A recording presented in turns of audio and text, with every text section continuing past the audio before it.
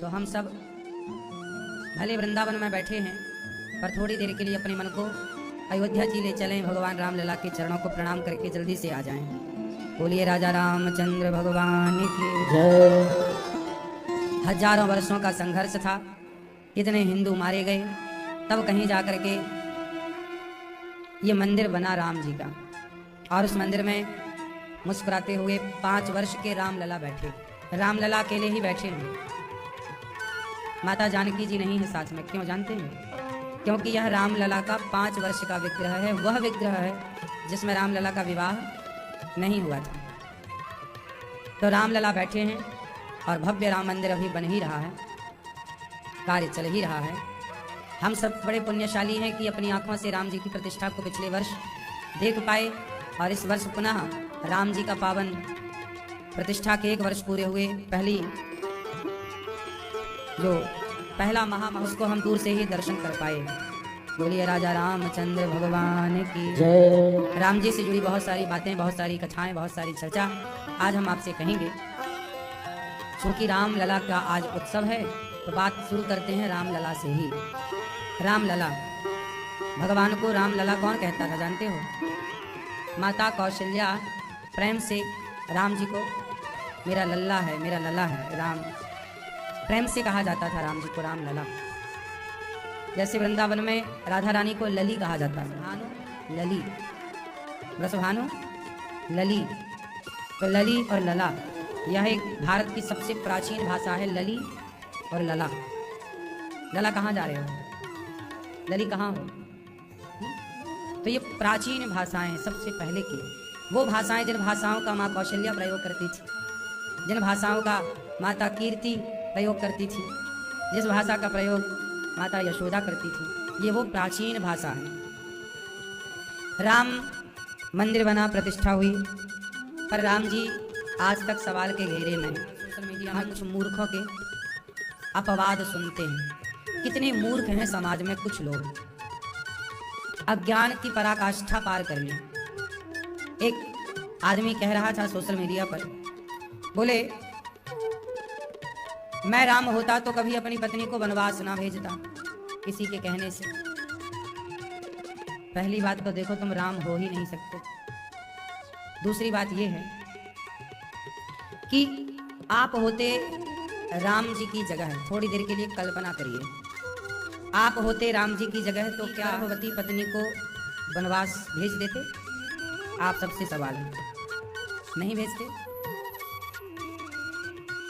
यदि आपकी पत्नी पर कोई कलंक लगा रहा है कोई तीसरा पर्सन, तीसरा व्यक्ति, कि तुम्हारी पत्नी चरित्र से ठीक नहीं है, रावण के घर थी, पता नहीं साफ है कि अशुद्ध है कि शुद्ध है, तो आप कहेंगे भाई मैं किसी के कहने से अपनी पत्नी क्यों भेजूंगा वनवास?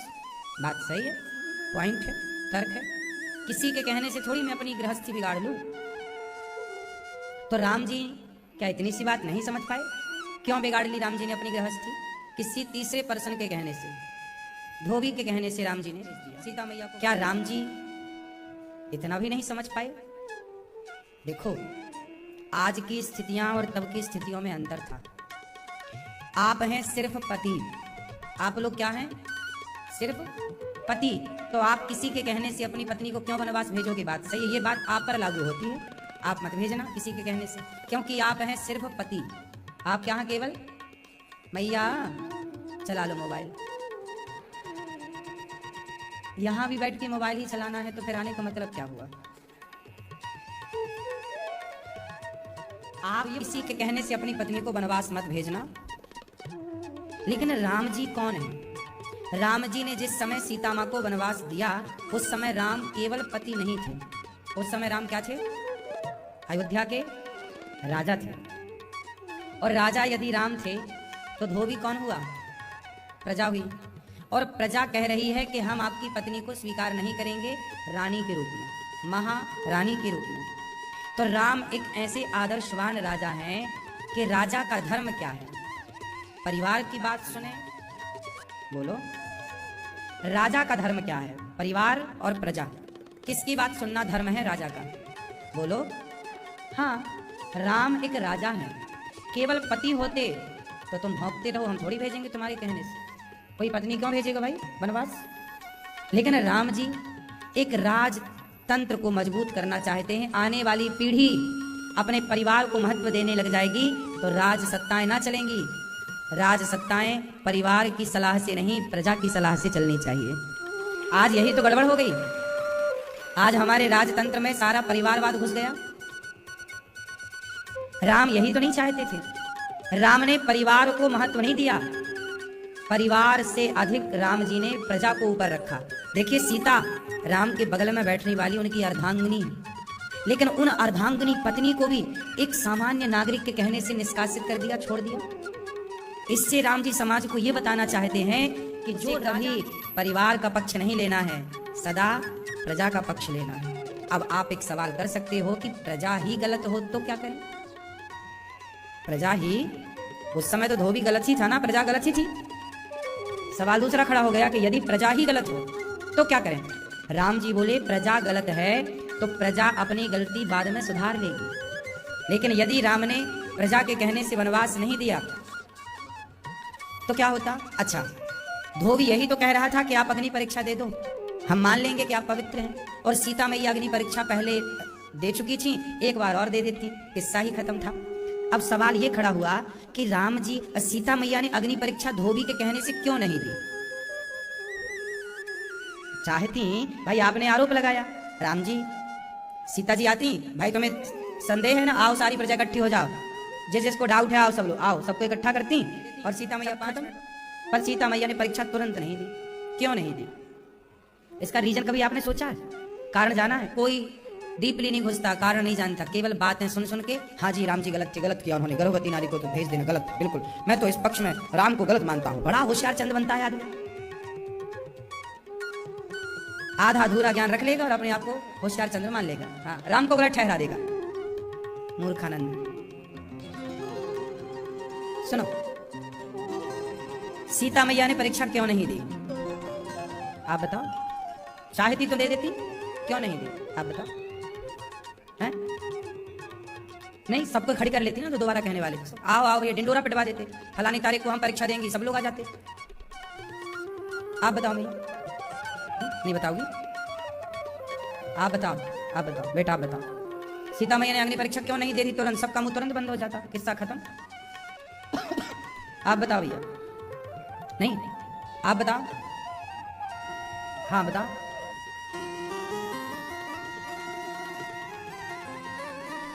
आखिरी में तो परीक्षा दी ही ना। सुनो, सबसे बड़ा कारण क्या था?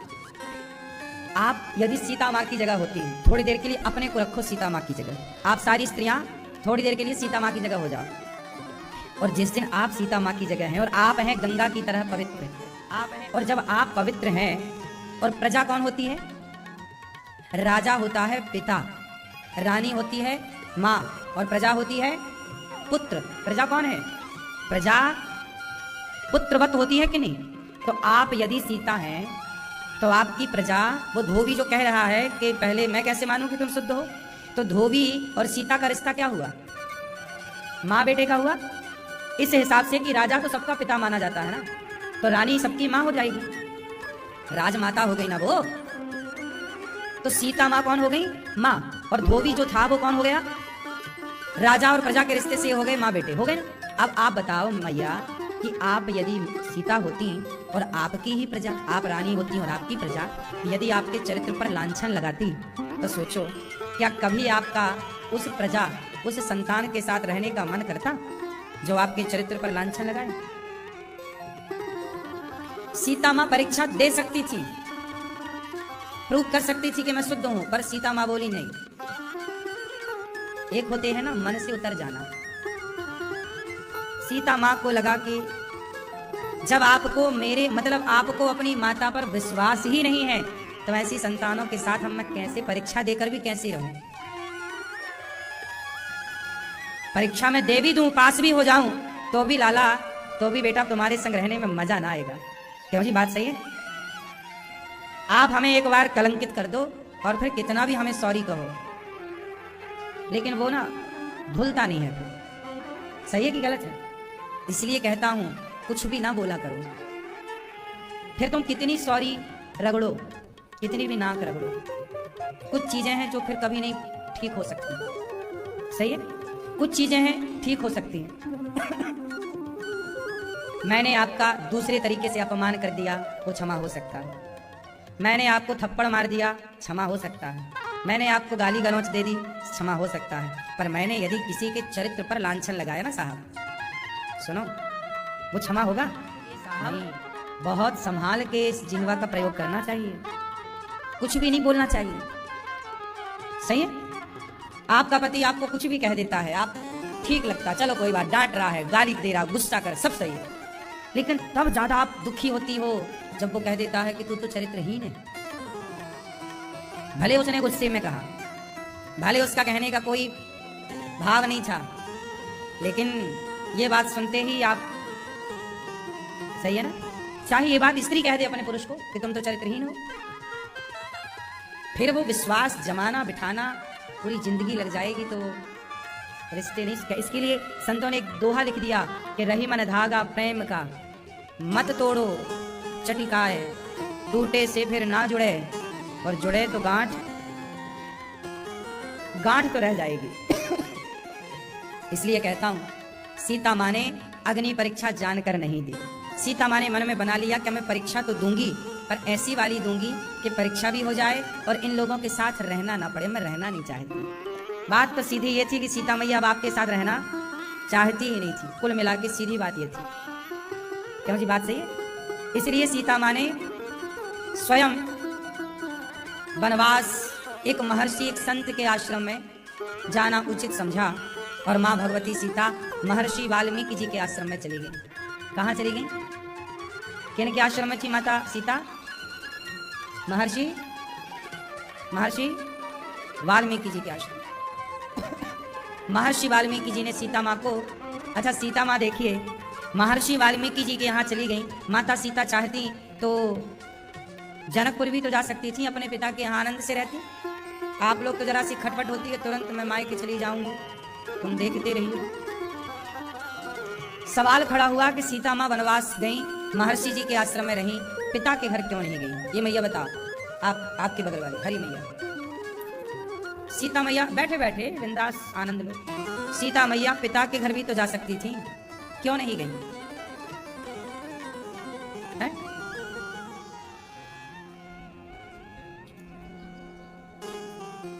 हाँ तो जा सकती थी ना पिता के घर। राम जी थोड़ी ये शर्त थोड़ी रखी थी कि तुम पिता के घर नहीं जा सकती हो, जा सकती थी बिल्कुल। कोई पाबंदी थोड़ी थी सीता मैया के लिए कि आप पिता के घर नहीं जा सकती। क्यों नहीं जा सकती? हैं? ठीक है, पतिव्रता थी, आत्मसम्मान के लिए। आप बताओ मैया, क्यों नहीं गई सीता मैया पिता के घर? आप होती तो भाग जाती कि नहीं पिता के घर फुर्र से? हाँ पापा हमारे ही हैं, आप बताओ।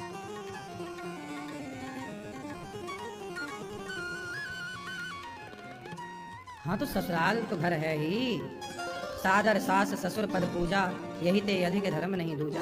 ठीक तो बात है, पर जनक जी मना थोड़ी कर देते कि नहीं तो हमारे घर मत आना। सीता माँ स्वयं जाना ही नहीं चाहती थी जनक जी के यहाँ। क्यों? सच्चाई तो ये है, सीता माँ खुद चाहती थी कि मैं वनवास जाऊं, राम जी संभालें अयोध्या और मैं संभालूं बच्चे। क्या संभालूं? सीता माँ गर्भवती थी ना उस समय जब वनवास हुआ, तो राम जी संभालेंगे राजसत्ता और मैं संभालूंगी बच्चे। कहीं ये बच्चे अयोध्या की चकाचौंध में बिगड़ ना जाएं। बड़े बाप का बेटा है ना, तो बिगड़ने की संभावनाएं ज्यादा हैं।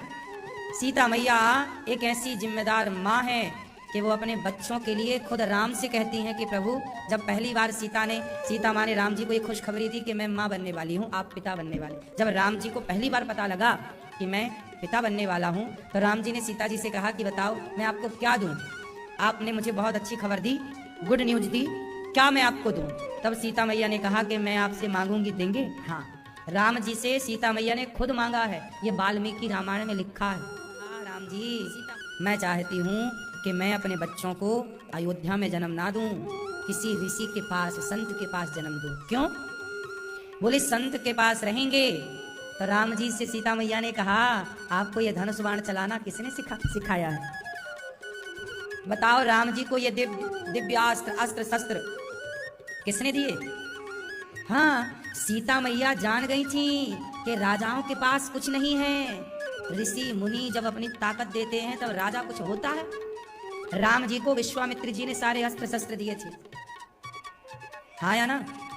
तो ये बात भली भांति माता सीता जानती थी कि राजाओं के पास थोड़ी बल होता है, राजाओं को शक्ति, इसलिए जंगल में रिसर्च करते रहते थे ऋषि मुनि, और वो रिसर्च की हुई टेक्नोलॉजी शक्ति राजाओं को देते थे। किस राजा को?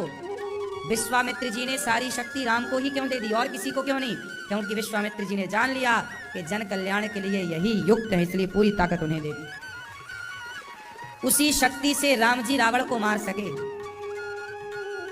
इसलिए हमारे ऋषियों का नाम पड़ा ऋषि से बना रिसर्च। रिसर्च करने वाले ऋषि वही उस टाइम के वैज्ञानिक थे, शोधकर्ता दिव्यास्त्रों के, हाँ या ना? तब सीता माँ ने कहा कि मैं अपने बच्चों को भी बचपन से एक महान योद्धा बनाना चाहती हूँ, क्योंकि राम जी आपने तो रावण से लड़ाई की, पता नहीं इन बच्चों के आगे कौन कौन से रावण आएंगे, किन किन से इन्हें लड़ना पड़ेगा। हम माँ बाप हैं, हम अपने बच्चों को मजबूत बनाकर चलें। सीता माँ ने खुद कहा कि हमें वनवास जाना। तब सीता माँ की इच्छा पर राम जी ने उन्हें वनवास भेजा महर्षि जी के आश्रम में, वाल्मीकि जी के। और उसी समय वो धोबी वाली कहानी भी चल पड़ी। धोबी भी उछल कूद कर रहा है कि मैं पत्नी से बोला, मैं तुम्हें क्यों स्वीकार करूं, तुम रात किसी के घर रहकर आई हो, मैं कोई राम थोड़ी हूं कि जो रावण के यहाँ रहकर आई स्त्री और मैं स्वीकार कर लूं। ये बात हवा की तरफ फैल गई। सीता माँ को बनवा, लोग आधी अधूरी बात सुनते हैं, जैसा आजकल नहीं, लोग 10 सेकंड की बात सुन के उसे सच मान लिया, अरे अनिरुद्धाचार्य जी ने ऐसा कह दिया। वो बात क्या थी? 5 सेकंड की, आगे क्या कहा पीछे क्या कहा वो तो सुनो भाई साहब। इतनी सी बात सुन के आप क्या जान लोगे?